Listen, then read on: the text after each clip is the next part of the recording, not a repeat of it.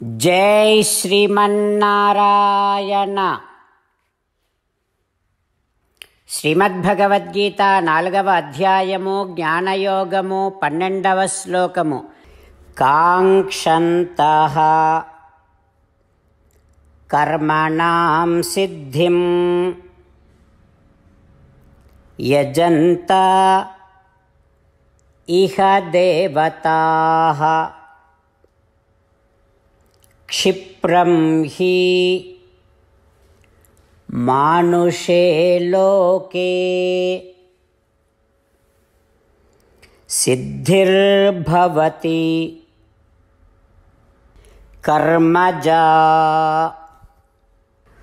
ఓం. గీతాచార్యుడు శ్రీకృష్ణ పరమాత్మ అర్జునుడితో పాటు మనందరికీ జ్ఞానయోగాన్ని ఉపదేశం చేస్తూ పరమాత్మ అంటూ ఉన్నాడు, అర్జున, నేను కోరికలన్నింటినీ తీరుస్తా. ఎవరెవరికి ఏ ఏ కోరికలు ఉన్నాయో వాటిని తీరుస్తా. ఎప్పుడు?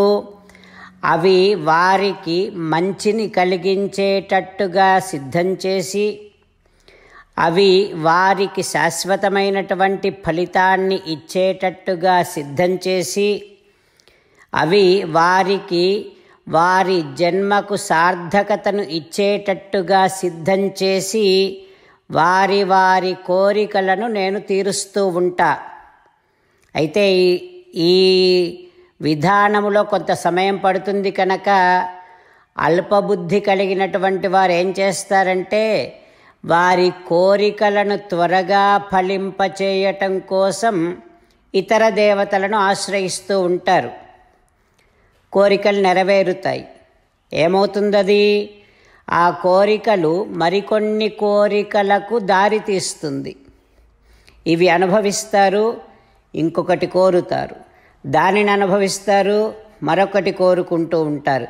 ఈ రకంగా కోరినవి అనుభవిస్తూ వారి జన్మకు పరమ ప్రయోజనమైనటువంటి కర్మయోగాన్ని వారు సాధించకుండా, ఆచరించకుండా జన్మను వృధా చేసుకొని ఈ జనన మరణ చక్రములోనే వారు పడిపోతూ ఉంటారు. ఇతర దేవతలను ఆశ్రయించి కోరికలను ఫలింపచేసుకోవటం వల్ల ప్రమాదము ఈ జనన మరణ చక్రములోనే ఉండిపోవటం. కానీ నా దగ్గరికి వస్తే కోరికలు నెరవేరుతాయి, జన్మ సార్థకత తప్పనిసరిగా సిద్ధిస్తుంది, ఈ జనన మరణ చక్రములో నుండి విముక్తులవుతారు అంటూ శ్రీకృష్ణ భగవానుడు లౌకికమైనటువంటి కోరికలను మనము ఫలింపచేసుకోవటం కోసము కూడా శ్రీకృష్ణ భగవానున్నే ఆశ్రయించమని మనందరికీ చెబుతూ ఉన్నాడు.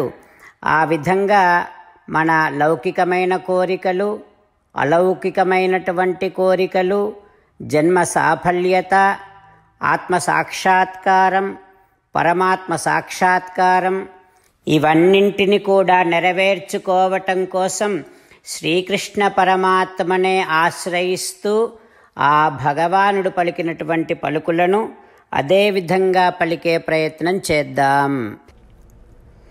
కాంక్షంతః కర్మణాం సిద్ధిం యజంతైహ దేవతాః క్షిప్రం హి మానుషే లోకే సిద్ధిర్భవతి కర్మజా. అంతేకాకుండా మనం ప్రతిరోజు శ్రీమన్నారాయణుడికి ఒక 8 పనులు చేస్తాం అని మాట ఇద్దాం. ఎందుకంటే శ్రీకృష్ణ భగవానుడు 18వ అధ్యాయములో 65 నుండి 70వ శ్లోకాల ద్వారా శ్రీమద్భగవద్గీత అంతటికీ సారభూతముగా మనకు 8 పనులు చేయమని చెప్పాడు. అలా చేస్తే చాలు, నేను మిమ్మల్ని అన్ని విధాలుగా రక్షిస్తా అని ప్రమాణపూర్వకముగా ప్రతిజ్ఞ కూడా చేశాడు.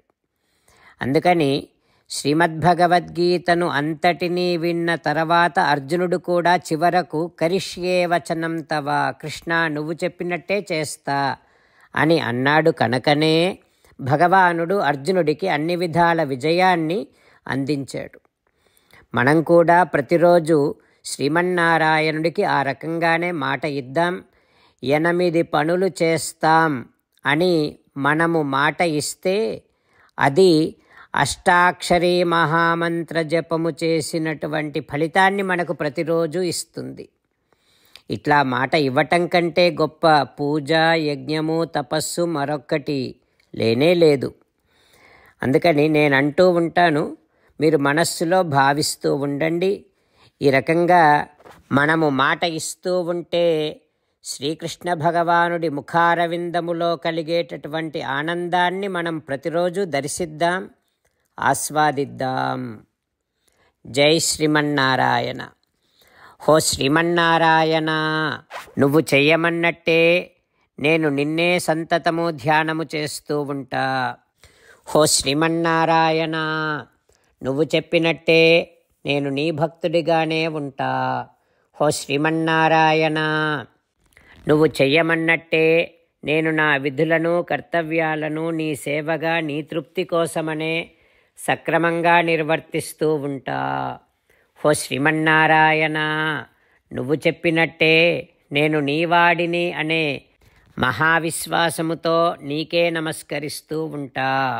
హో శ్రీమన్నారాయణ, మామేకం శరణం వ్రజ, నన్ను ఒక్కడిని మాత్రమే శరణు వేడుకో అని నువ్వే అన్నావు కనుక నేను నిన్ను ఒక్కడిని మాత్రమే శరణు వేడుకుంటా. హో శ్రీమన్నారాయణ, మా శుచః, ఇక దుఃఖించకు అని నువ్వే నాకు భరోసా ఇస్తున్నావు కనుక నేను ఇక దుఃఖించను. హో శ్రీమన్నారాయణ, నువ్వు చెప్పినట్టే నువ్వు నా కోసమని అనుగ్రహించినటువంటి శ్రీమద్భగవద్గీతను ప్రతిరోజు కనీసము ఒక్క శ్లోకాన్నైనా జ్ఞాపకం చేసుకుంటూ శ్రీమద్భగవద్గీతను అనుసంధానము చేస్తూ ఉంటా. హో శ్రీమన్నారాయణ, నువ్వు చెప్పినట్టే నువ్వందరి కోసమని చెప్పినటువంటి శ్రీమద్భగవద్గీతను తెలియని భక్తులందరికీ తెలియచేసే నా వంతు ప్రయత్నాన్ని నేను నిరంతరము కొనసాగిస్తూనే ఉంటా. హో శ్రీమన్నారాయణ, నేను నువ్వు చెప్పినట్టే చేస్తా, నీకు నచ్చినట్టే ప్రవర్తిస్తా, నీకోసమే పని చేస్తూ ఉంటా. కరిష్యే వచనం తవ. ఇప్పుడు శ్రీమద్భాగవతాన్ని అనుసంధానం చేసుకుందాం. శ్రీమద్భాగవత గ్రంథానికి నమస్కారం. నిగమకల్పతరోర్గలితం ఫలం సుఖముఖాదమృతద్రవ సంయుతం పిబత భాగవతం రసమాలయం ముహురహో రసికా భువి భావుకాః. శ్రీసుఖ యోగీంద్రుల వారికి నమస్కారం. యం ప్రవ్రజంతమనుపేతమపేతకృత్యం ద్వైపాయనో విరహకాతర ఆజుహావ పుత్రేతి తన్మయతయా తరవోభినేదుః తం సర్వభూతహృదయం మునిమానతోస్మి. నరనారాయణులకు, చతుర్ముఖ బ్రహ్మకు, సరస్వతీదేవికి, వ్యాసమహర్షుల వారికి నమస్కారం. నారాయణం నమస్కృత్య నరం చైవ నరోత్తమం దేవీం సరస్వతీం వ్యాసం తతో జయం ఉదీరయేత్. శ్రీమద్భాగవతము 9వ స్కంధములో సూతమహాముని శౌనకాది మహర్షులందరికీ ప్రవచనం చేస్తూ ఈ రకంగా చెబుతూ ఉన్నాడు. ఓ మహర్షులారా, శ్రీసుఖ యోగీంద్రుల వారు పరీక్షిన్నరేంద్రుడికి శ్రీమద్భాగవతాన్ని ఉపదేశం చేస్తూ ఇలా చెబుతూ ఉన్నాడు. ఓ పరీక్షిన్నరేంద్ర, పురూరవుడు అగ్నిస్థాళిని ఊర్వశి అని అనుకున్నాడు, కానీ తర్వాత తెలిసింది అది ఊర్వశి కాదు, అగ్నిస్థాళి అని. తెలవగానే అగ్నిస్థాళిని ఆ వనమునందే విడిచి ఇంటికి వెళ్ళిపోయి ఆ రాత్రంతా కూడా ఊర్వశిని ధ్యానిస్తూ ఉన్నాడు. ఆ ధ్యానములోనే త్రేతాయాం సంప్రవృత్తాయాం మనసి త్రయ్యవర్తత. ఆ ధ్యానములోనే త్రేతాయుగము ఆరంభమయ్యింది. అందువలన కామ్యకర్మపూర్వకమైనటువంటి యజ్ఞ విధానముతో పాటు వేదత్రయం 3 వేదాలు అతని హృదయములో ఆవిర్భవించాయి. అట్లా ఆవిర్భవించిన తర్వాత ఇక ఆ పురూరవుడు జమ్మి చెట్టు నుండి పుట్టినటువంటి రావి చెట్టును చూచి తన మనస్సులో భాషించినటువంటి వేదముల చేత ఆ జమ్మి చెట్టు నుండి పుట్టిన రావి చెట్టును, అంటే శమీ వృక్షము నుండి అశ్వత్థ వృక్షము పెరగటాన్ని చూచి అతడు ఒక కాష్టాన్ని తీసుకొని 2 అరణులను తయారు చేశాడు. అడుగున ఒక అరణి, అది ఊర్వశి, పైన ఒక అరణి, అది పురూరవ.